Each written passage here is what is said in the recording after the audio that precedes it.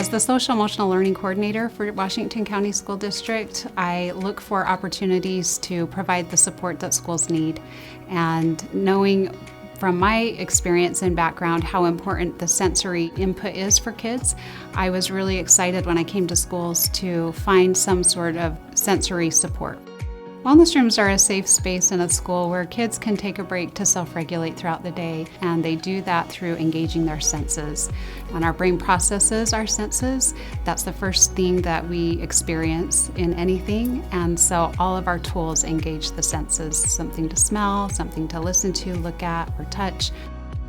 We started with one 4 years ago, and we have grown to 38 in 4 years. The coolest thing that I've seen from the wellness room are kids learning how to self-regulate their emotions and work through things on their own. That's pretty cool. I think the biggest impact is that it makes it so that kids can increase in their learning.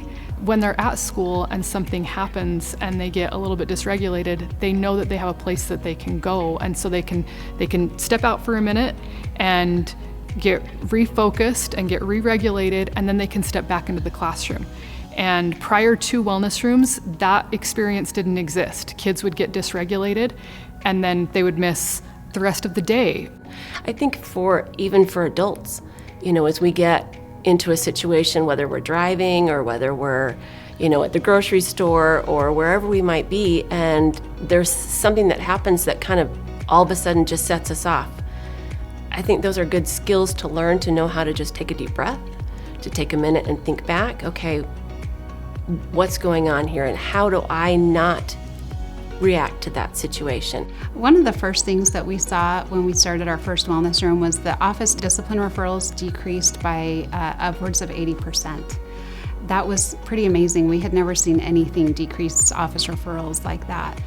We also noticed that kids were staying at school instead of calling home because they wanted mom and dad to come pick them up. That was a 90% decrease in phone calls home once we opened the wellness room. This has impacted my ability to teach exponentially, especially as a special education teacher.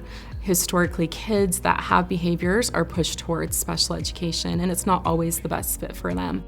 Being able to teach them those skills and say, hey, it's okay to be really mad, it's okay to be really sad, but we need you to feel the feeling and let it dissipate, and then get back into your classroom so you can learn again. We are teaching kids a skill that they need to be successful for the rest of their life. We're all doing the work of self-regulation every single day, and nobody can do it for us. We have to manage our emotions and our behavior all on our own. And if we can learn that skill, then any stress or challenge that comes our way, we will be able to manage and ask for support when we need. So I think it teaches a lifelong skill, but it also sends the message to our students that we care about their well-being, and there's nothing more important than that.